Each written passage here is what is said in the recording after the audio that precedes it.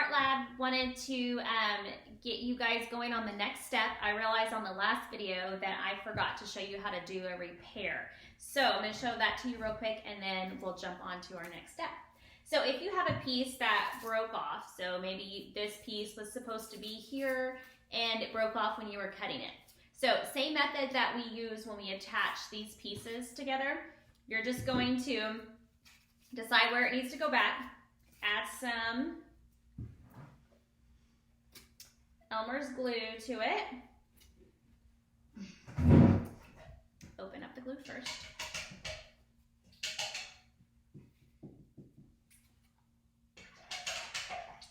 All right. Add a good healthy amount when you're attaching a piece because it's probably pretty vulnerable if it already broke off in the first place, okay? So make sure you've got lots of glue on it, probably a little bit more than we used the first step when we were attaching those to it. But you're just gonna decide where that goes and add in your toothpicks again to keep it in place until that glue dries. And then you're just gonna simply attach it just like that. And that should keep it in place until that glue dries. And once we add the plaster to it, it should be good to go, okay? So, be sure to repair any pieces that you need to and then get it all attached just like we did in our last video. And then the next step is to start applying the foam coat or the plaster.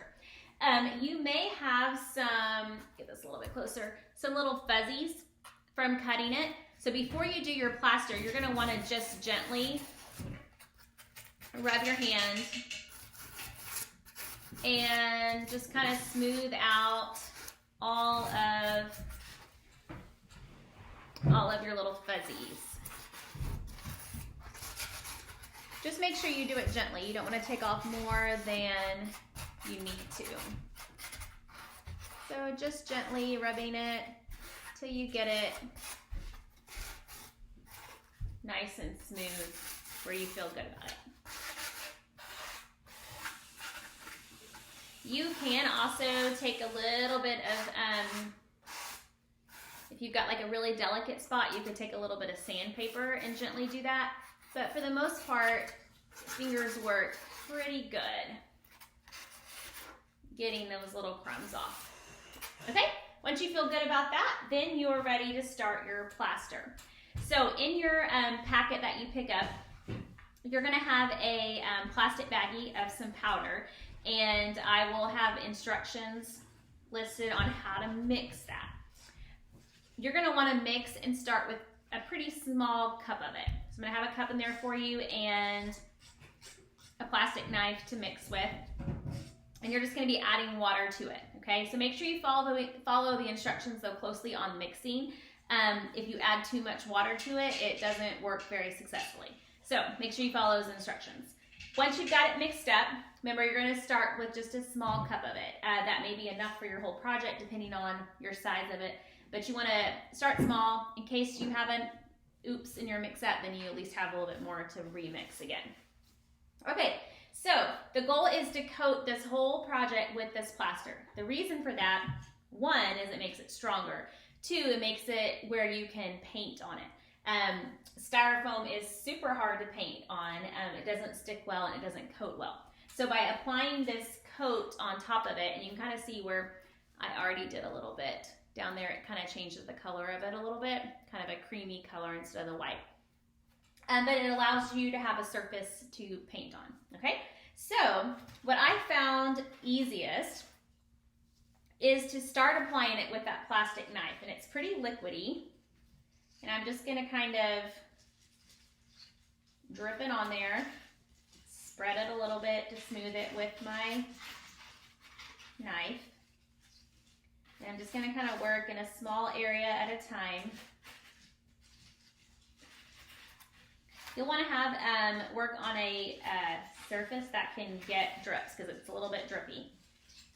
So make sure you have plastic or something underneath you that can get this plaster on it. Okay, and once you kind of have it on there with your knife, then you can use your finger and smooth it out. you're going, you're gonna wanna make sure you get the tops, you wanna make sure you get the sides, so you can kind of turn your project and work however you need to. I'm gonna make sure I get some. It's pretty drippy on the sides here. And just get it on there as best as you can, and then use your finger to smooth it out. If you have some more like little pieces of styrofoam that are coming off as you're applying that, like the little crumbs, make sure you get those off. You don't want those to be stuck in your plaster mixture. Otherwise, you're gonna have a lot of bumps and textures in your project. All right, and I'm just kind of giving that a little stir every once in a while, making sure that plaster doesn't settle in the bottom of my cup.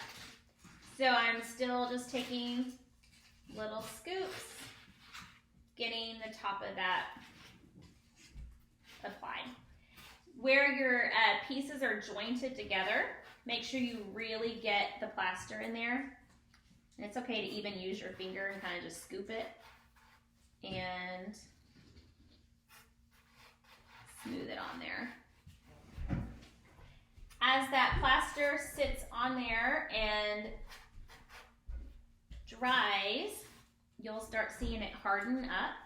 And then just make sure that you're kind of checking on it every once in a while. Give it another little smooth rub as needed. As it starts to dry, it's a little bit easier to smooth. And then remember, make sure you're getting your edges coated well and all your parts. So I suggest start on your base and then start working your way up on the different pieces.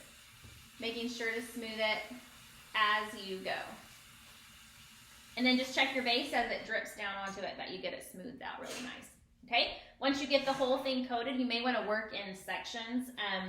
So, you know, you might work on all this section so it can kind of sit, let it sit for a few seconds, and then you can, you know, turn it to the other side, work in this section. It's a little bit easier to work with it flat than standing. Just kind of cuts down on some of the drips. And you're just going to keep coating.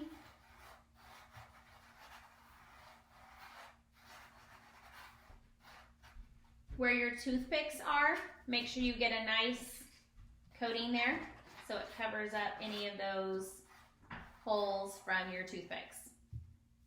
Okay, once you get that all coated, you're gonna let that dry 24 hours for it to fully dry and set in, and then it will be ready to, oops, a little bit dripping. Should have let that sit laying down a little bit longer.